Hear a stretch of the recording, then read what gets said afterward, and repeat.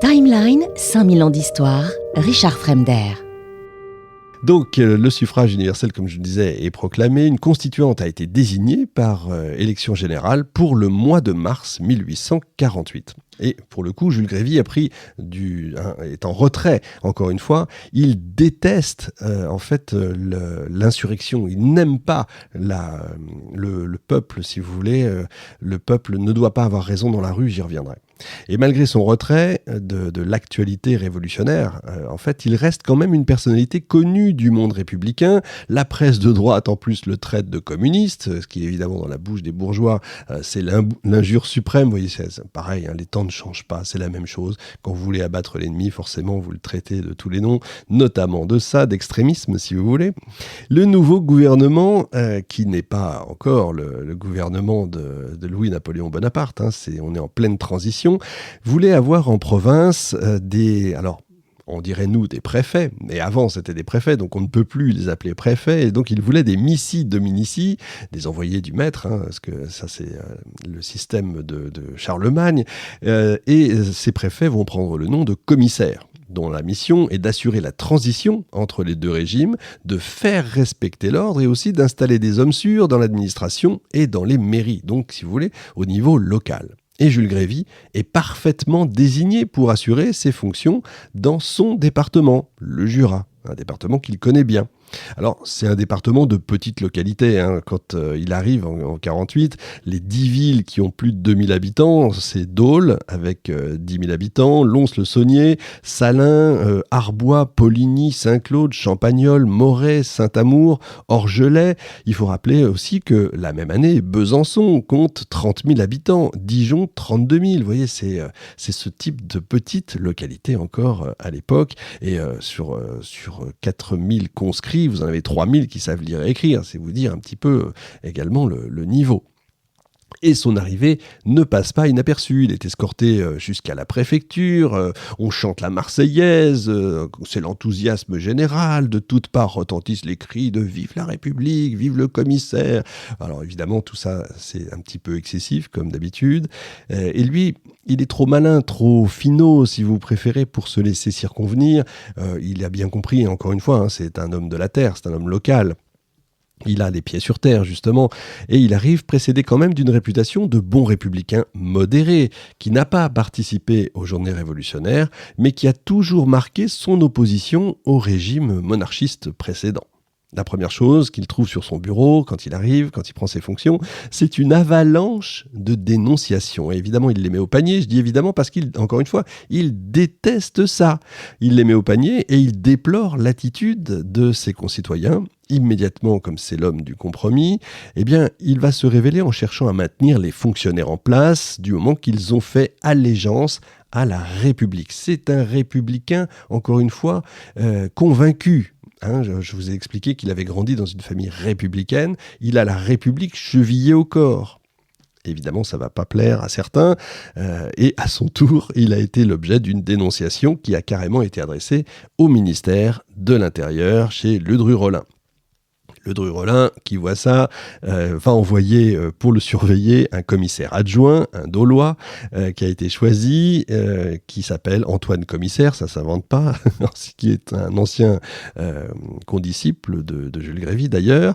La dénonciation d'ailleurs venait de Dole, elle était datée du 13 mars, c'est-à-dire 8 jours après l'arrivée de Grévy dans le Jura, 8 jours à peine, vous imaginez un peu l'ambiance qui devait régner à cette époque-là. Et quand Grévy a eu à nommer un fonctionnaire ou un responsable, à chaque fois, il a choisi un républicain modéré, une personne, alors un homme de compromis et pas un révolutionnaire. C'est un républicain, mais pas un révolutionnaire. C'est très important. Il va rédiger des instructions très fermes au maire.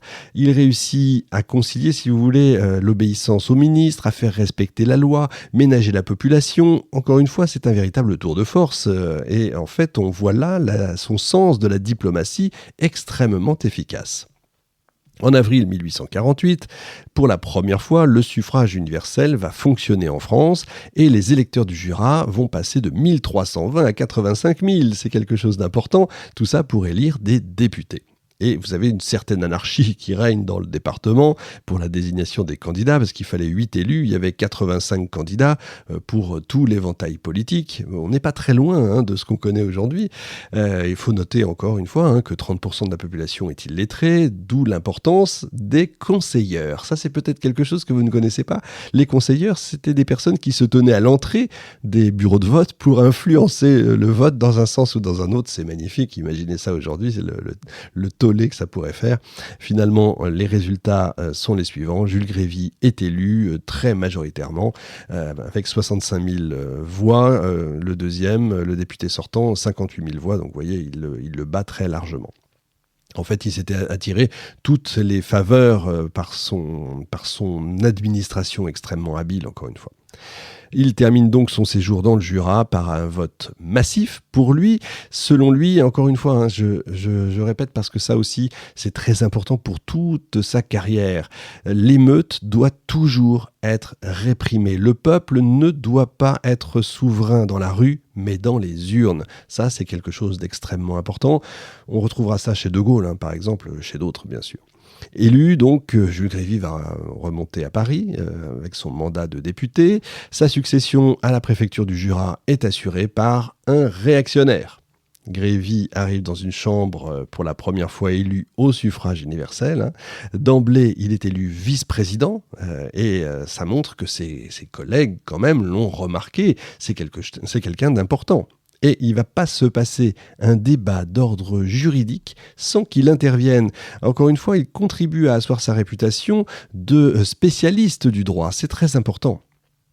Alors, le principal travail de la Chambre, c'est de voter une constitution.